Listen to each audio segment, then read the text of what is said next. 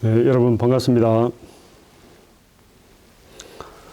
네, 지난번 이제 이어서 지난번에 산치대탑에 대해서 했는데 이번에는 아잔타 석굴에 대해서 좀 살펴보도록 하겠습니다.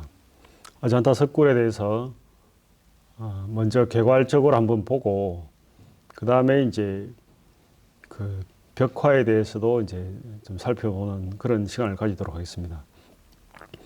이 아잔타 석굴이 있는 곳은 그 용암이 분출해서 만들어진 현무암지대라고 그래요. 그래서 그 현무암이라고 하는 것은 그 화강암보다는 조금 물러서 이렇게 조각을 하기에는 좀 더 용이했고 또 석굴로 파놔도 이 돌결이 이제 서로 어긋져 있기 때문에 서로 이렇게 교차를 하기 때문에 그 잘 무너지지 않는다고 합니다. 그래서 이제 여기에 석굴 조성하기에 좋은 그런 어떤 그 자연 환경이 마련되어 있다 이렇게 볼 수 있고요. 그 다음에 이제 이 아잔타 석굴은 레나푸르 마을에 이제 천년간 잠이 들어 있다가 이제 1819년에 이제 그 영국의 그 군인이 발견을 하게 됩니다. 그리고 또 아잔타라고 하는 말 자체가 인적이 드문 이런 뜻이라고 해요. 그래서 이제 그게 그 영국 사람들이 이제 인도에 들어감으로써 인도에 있는 그 고대 유적들을 영국 사람들이 다 발굴하게 됩니다. 그래서 아잔타 산치대탑도 이제 영국 사람이 발굴했고요. 이 아잔타 석굴도 영국 사람들이 이제 발굴을 해드렸습니다. 이 아잔타 석굴은 총 30개의 굴로 이루어져 있는데 그 석굴은 그 중에서 5개가 법당굴이고 25개가 이제 성원굴이에요. 법당굴이라고 하는 것은 부처님을 모시고 예배하는 그런 공간이고 우리로 치면 그야말로 법당이죠, 법당. 그 다음에 이제 성원굴은 그 스님들이 살던 그런 공간을 이제 말을 합니다. 그래서 법당굴과 성원굴이 조금 달라요.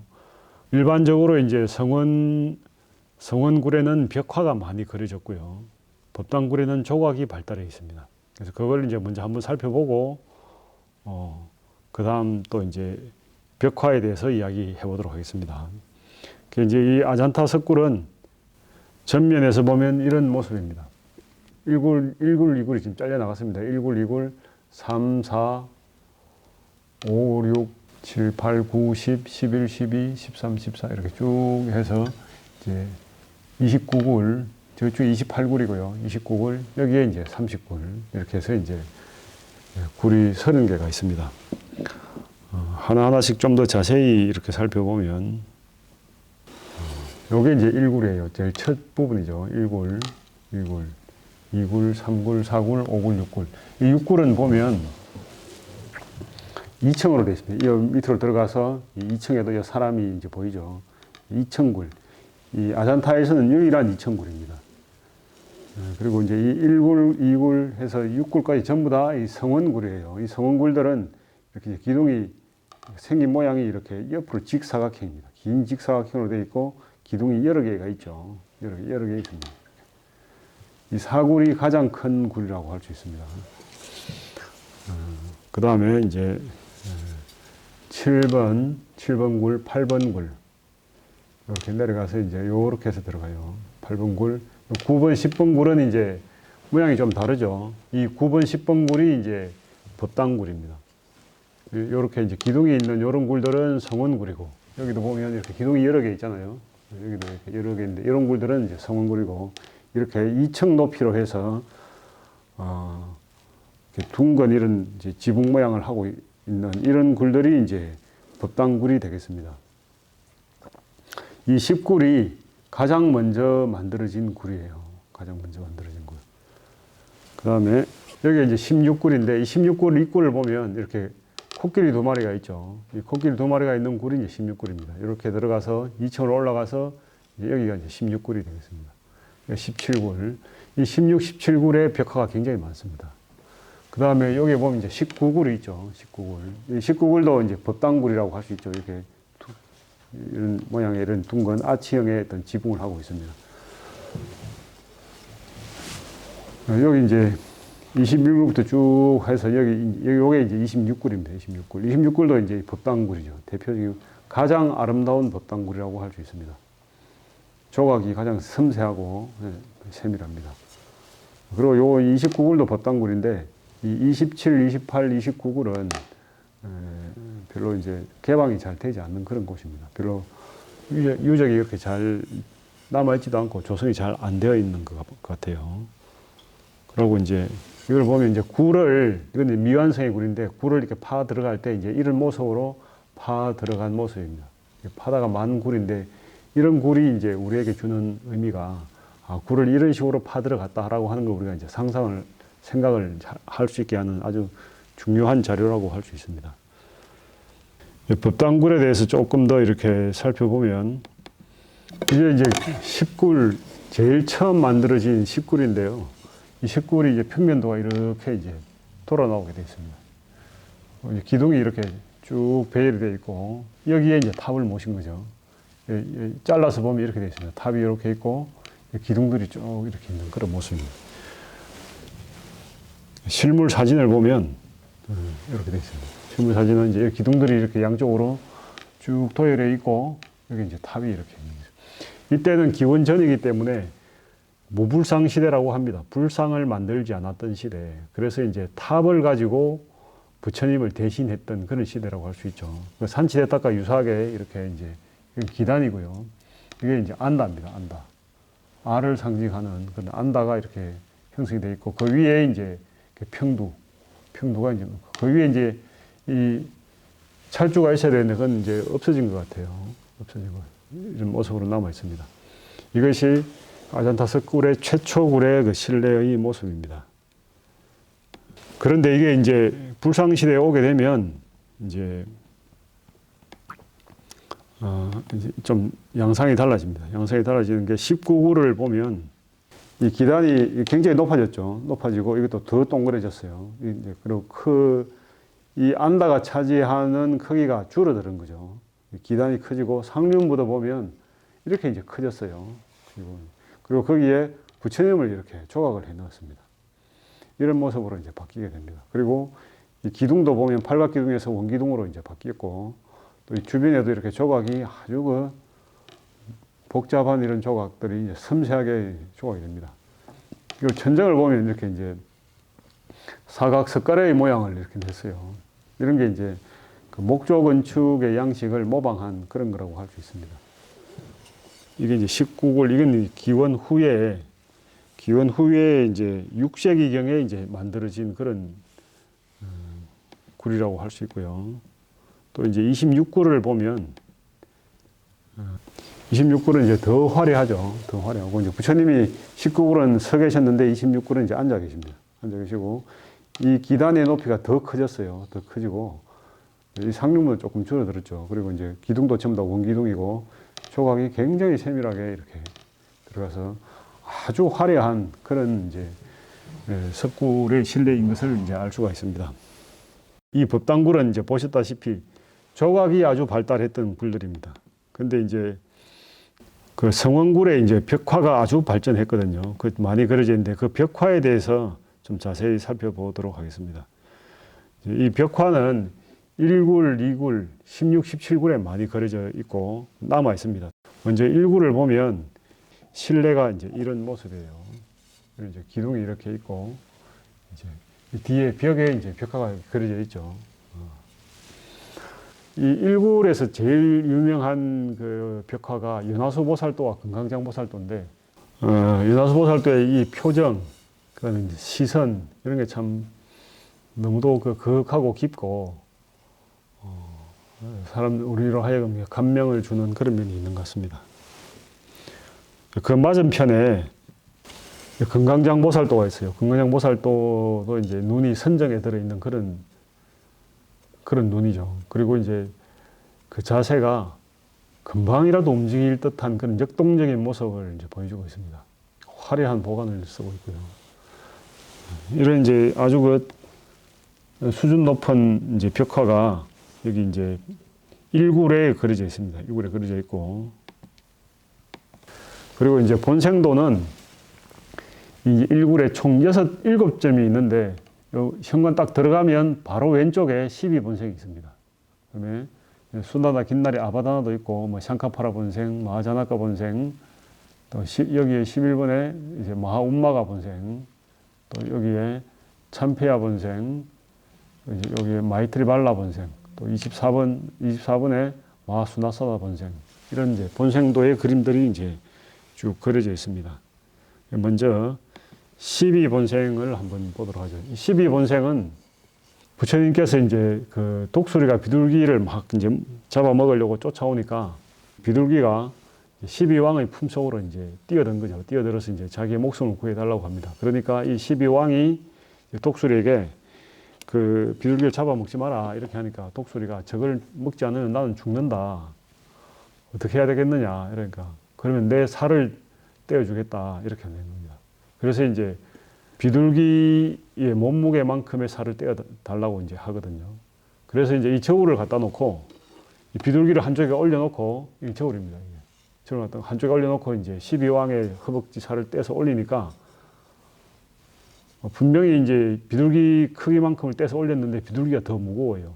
그래서 또 반대쪽 다리살도 떼놓고 해도 계속 이제 비둘기가 더 무거운 겁니다. 그러니까 결국은 12왕이 이제 그 저울 위로 올라가게 됩니다. 그러니까 이제 평행을 이루었다. 이런 이제 부처님의 전생담이 이제 그려져 있고요. 그 옆에 보면 이제 상카파라 본생도라고 하는 이 그림인데, 여기 보면 이 뱀이 있죠. 이 뱀이. 이 뱀, 우리가 보기엔 뱀인데 이걸 이제 인도에서 용이라고 그랬어요. 그래서 용왕 본생입니다. 용왕 본생. 여기 이제 사람이 보이죠. 이게 사람의 모습을 한 이제 그런 용왕이라고 할 수 있습니다. 여기 보면 또 이제 사람이 한 사람이고 여기도 있죠. 이 이제 이 용왕이 이 사람은 이제 아라라라고 하는 상인이거든요. 이 상인을 이제 용궁으로 초청하는 그런 모습이에요.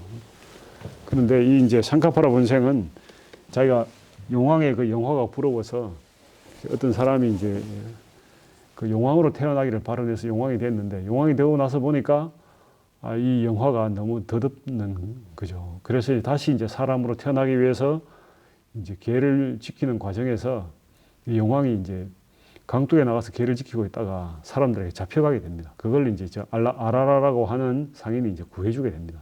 그래서 이 용왕이 아라라를 용궁으로 초빙해서 1년 동안 아주 뭐 대접을 참 잘해주게 됩니다. 그러니까 그러고 나서 이제 아라라가 물어요. 용왕에게. 당신은 왜 어떻게 해서 용왕의 이런 지위를 얻었느냐. 그러니까 자기는 보시를 많이 해서 이제 이 용왕의 지위를 얻게 되었다. 이렇게 이야기를 합니다. 그리고 이제 거기에 대해서 너는 근데 이렇게 영화를 누리는데 뭐가 아쉬워서 그 강둑에 나가서 그렇게 그 고생을 하느냐. 이렇게 하니까 이제 이 용왕이 자기는 이제 이 영화가 덧없는 것이다. 나고 죽음의 끝을 한번 보려고 한다. 그래서 인간 세상에 다시 태어나서 그 수행을 하려고 한다. 이런 말을 합니다. 그래서 이 아라라가 그 말을 듣고 느낀 바가 있어서 아라라는 히말라야로 가서 출가 수행자가 됩니다. 그리고 이제 용왕은 이제 그런 계를 잘 지키다가 사람으로 태어났다는 그런 이제 본생담이에요. 요거는 이제 마하자나카 본생이라고 하는 거예요. 마하자나카 본생. 마하자나카라고 하는 사람 이름입니다. 마하자나카라고 하는 어떤 왕이 있었어요. 그 왕이 이제 어머니가 자기 동생이 이제 왕을 이제 시해를 하고 왕이 되는 그런 과정에서 왕궁을 탈출해 가지고 저 딴 데 가서 이제 아이를 낳게 됩니다. 그 아이 이름이 마하자나카예요. 그래서 이 마하자나카가 커서 다시 이제 자기의 고국에 들어와서 왕위에 오릅니다. 왕위에 올라가지고 왕으로서 통치를 하다가 보니까 왕이라고 하는 것이 마치 뭐와 같느냐 하면 열매가 많이 달린 그 망고 나무와 같다는 걸 느끼게 돼요. 그게 무슨 말이냐면 왕이 이제 어느 날 왕의 동산에 이제 산책을 하러 갔는데, 그래서 왕의 동산 입구에 이제 큰 망고나무가 두 그루 있었습니다. 그 망고나무 두 그루가 있었는데 하나는 열매가 많이 달리고 하나는 열매가 하나도 없는 망고나무였어요. 그래서 이제 들어가는 길에 망고나무의 열매를 하나 따서 먹었는데 참 맛있었습니다.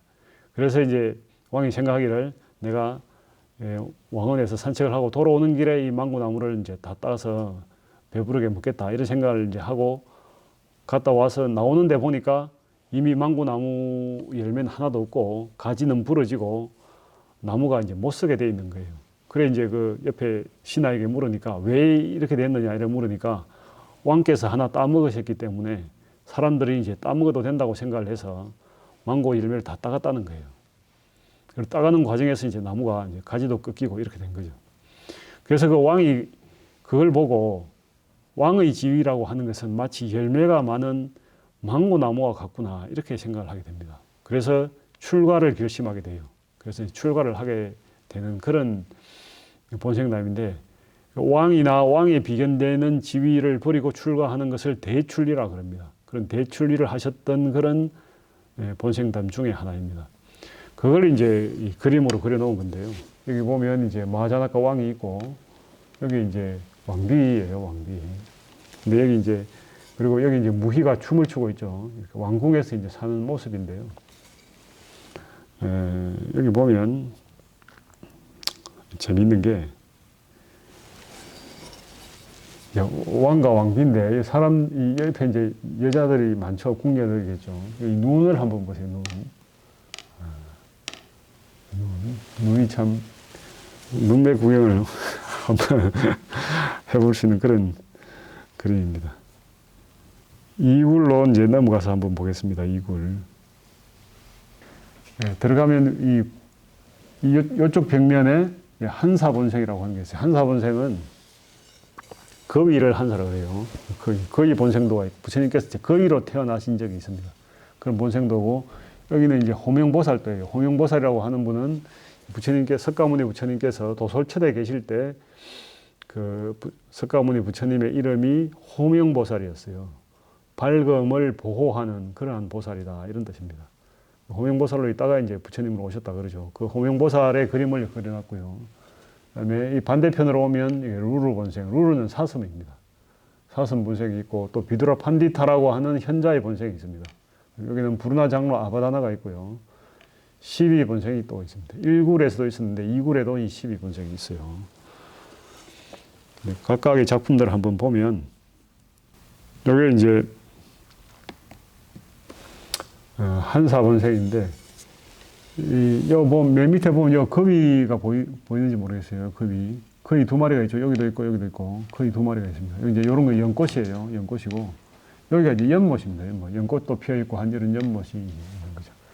한사 본생은 또 뒤에 17굴에서도 나오니까 그때 가서 또 한번 보도록 하고요. 그 한사 본생 옆에 이제 이 호명보살도 이제 부처님께서 도솔천에 계실 때의 호명보살일 때의 모습입니다. 그 다음에 이제 요게 이제 비두라 판디타 본생도라고 하는 건데요.